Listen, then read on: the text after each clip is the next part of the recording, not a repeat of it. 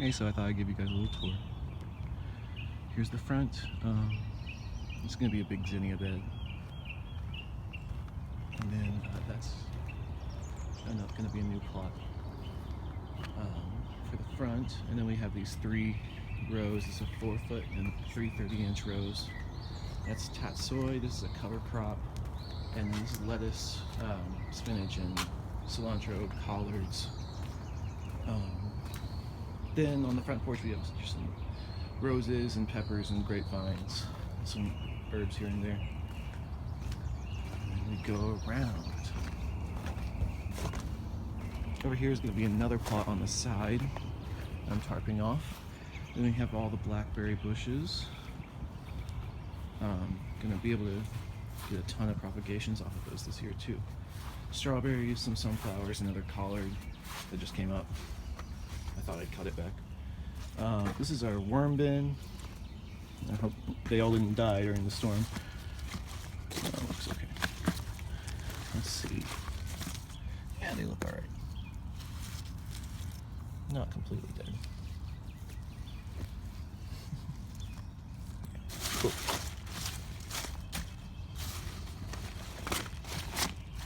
The worm bin. So that creates for us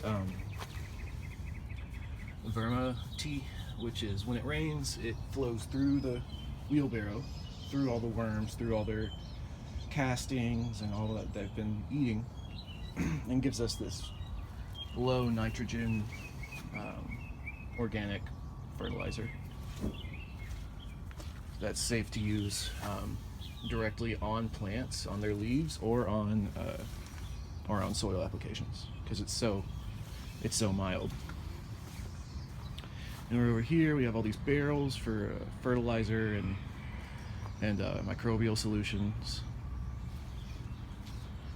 And then this is our compost pile. I just turned it yesterday, so it's not quite up to temperature yet, but it should be hitting 140 here in maybe 2 days. This is the secondary pile that we turn into, and then this is the original collection for food scraps as they come in from neighbors and stuff. There's this mud pile through here. I need to mulch more down the actual path. Haven't done that yet this year. These are eggplants and jalapenos. A huge bed of carrots that are doing really well. Let's see. Pull one and just check out how it's going. Let's see how you are. Yeah, they're coming in. Maybe 3 more weeks till they're harvestable for baby carrots. Yeah. Looking good.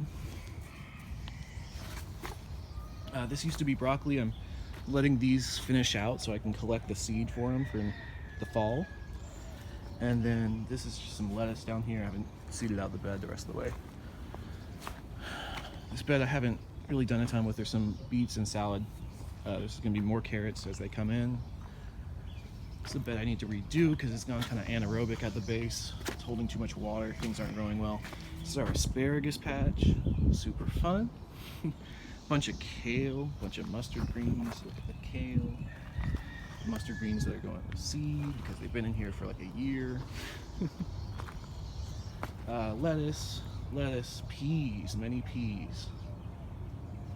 Had a huge aphid infestation, so I went around the yard and collected every ladybug I could find and put them on the peas, and it seems to be doing something. Volunteer tomato that I'm just kind of letting do its thing.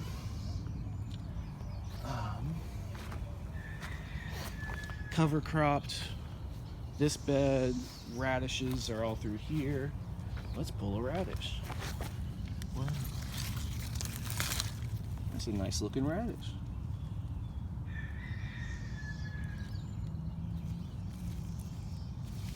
Cool. Will be a bird snack.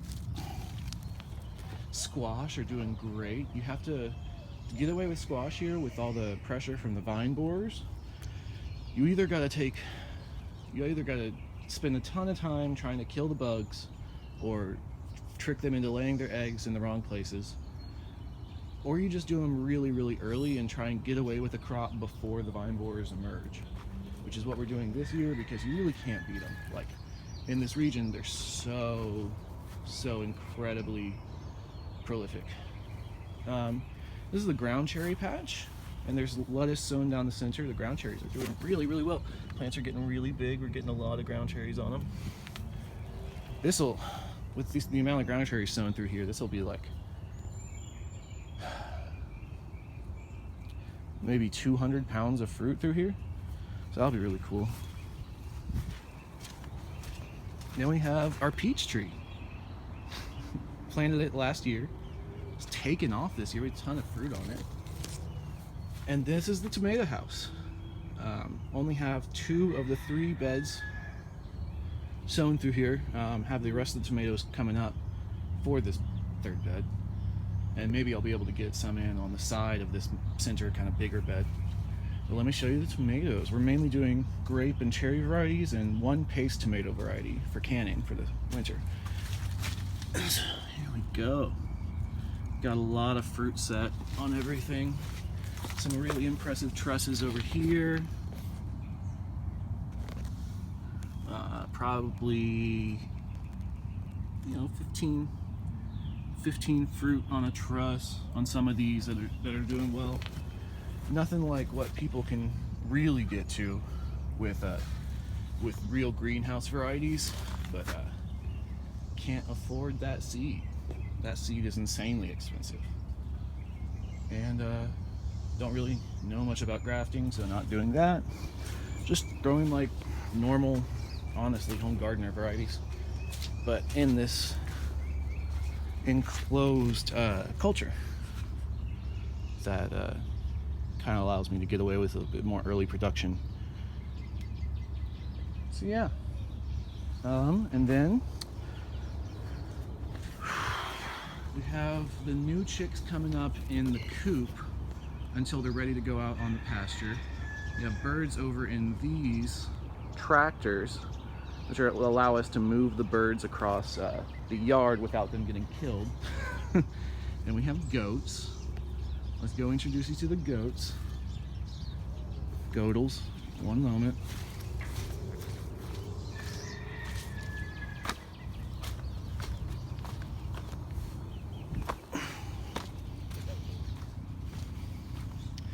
Cucumbers. A little archway for the cucumbers, so they'll kind of go over the top. I'm gonna finish up this arch with something else.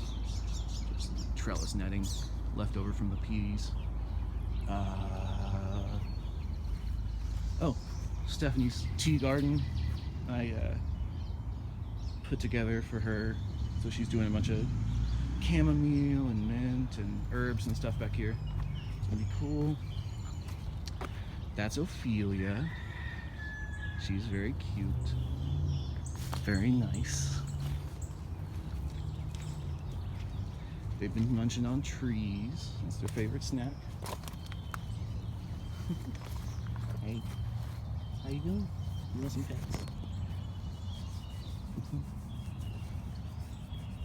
They're super, super sweet. Oh, is that a good spot? Is that a good spot?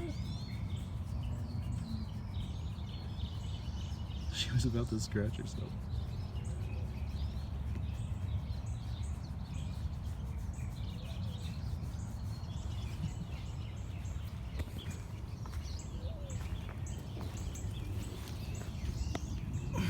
And then we got Eleanor and Franklin, both of which are not the biggest fans of me because I've had to capture Eleanor and take her to the vet a couple times.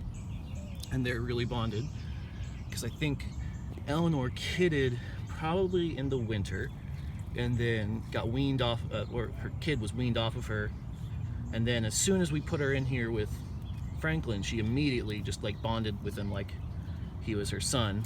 And so super protective of him, and every time we have to take her away from him to go to the vet or something, he freaks out and she freaks out, and so she's not in the most trusting mood right now with me.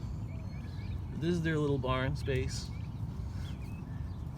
Goats need very minimal shelter. They just need something to keep the rain off of them. They're related to camels, so they very hardy animals in terms of their housing needs and whatnot. They're really funny. That's Franklin, little Franklin. That's the first one we got. All right, that's about it, I guess. Thanks.